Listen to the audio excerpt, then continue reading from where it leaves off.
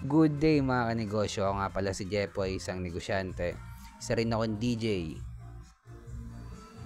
At kung kailangan nyo ng DJ sa events, sa club, sa bar, email nyo lang ako sa bio ko mga kanegosyo. Hindi ako vlogger, hindi ako influencer, isa po akong content creator mga kanegosyo. Bilang negosyante, meron akong 10 taon na karanasan na pagkalugi sa pagninegosyo. Tunay na negosyo lang mga kanegosyo, sari-sari store,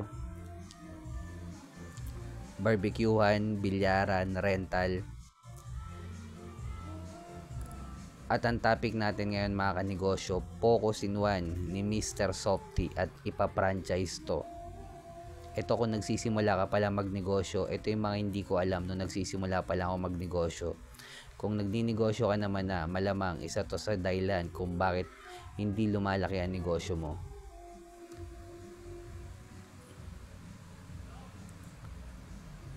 Way back nung pandemic mga kanegosyo, halos 95% ng negosyo na malapit sa school puro nag-close. Halos 2 years din kasi na online class. At isa na yung negosyo ko na nalugi doon mga kanegosyo.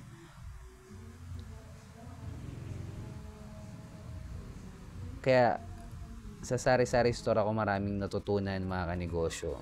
Kasi ayan yung hindi ko pa alam yung Focus in One.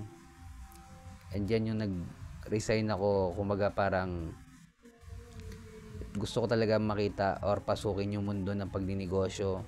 Bakit sari-sari store? Kasi hindi ako marunong magluto, madali siya buksan. Tipong mag-sari-sari store ka ngayon, bukas may kalabang ka ng sari-sari store, ganun siya kabilis buksan. Kaya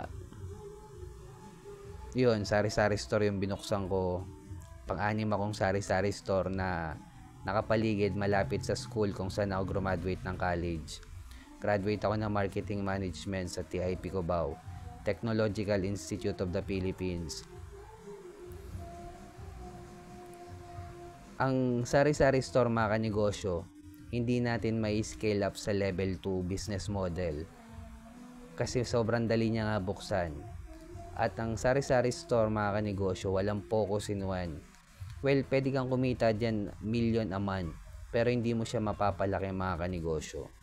Sari-sari store pa rin po siya dahil magkaiba ng business model ang sari-sari store at grocery store.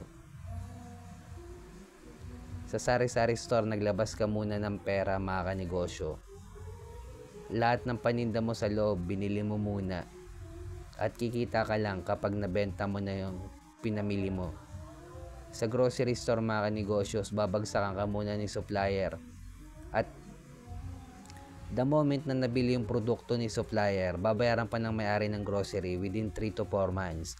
Panalo sa cash flow dito yung may-ari ng grocery store mga kanegosyo. Pwede niyang gamitin yung pera sa loob ng 3 buwan sa pambayad ng bills, kuryente, empleyado, rent, mabilis na transaction na pagkita ng pera. So, yun yung pinagkaiba nila mga kanegosyo. Kaya, imagine si Mr. Softy, focus lang sa ice cream at pina-franchise to, in-applyan to ng business model na franchising. Hindi na kumikita yung may-ari ng Mr. Softy sa literal na pagbebenta ng ice cream. Kumikita na siya sa pagpapa-franchise nito. Kasi dun yung tunay na kitaan mga kanegosyo. Kaya kung nagsisimula ka pa lang magnegosyo, sikapin mong ma-scale up sa level 2 business model yung negosyo mo. At syempre, magsimula ka sa Focus in One at community or market ng mayaman. Kailangan na rin natin gumawa ng original content ngayon mga kanegosyo bilang negosyante. Ngayong 2025, original content ng labanan mga kanegosyo. Kung hindi ka pa nagko-content, baka mawala ka sa eksena.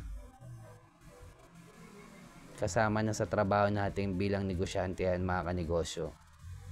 Kaya kung umabot ka sa dulo na video na to, click mo naman yung subscribe button dyan heart mo na rin tong video ko, comment ka lang sa baba kung nakakain ka na ng Mr. Softy. Bilang negosyante, wag natin kalimutan mag-pray kahit anong pinagdadaanan natin, kahit anong religion natin. Peace.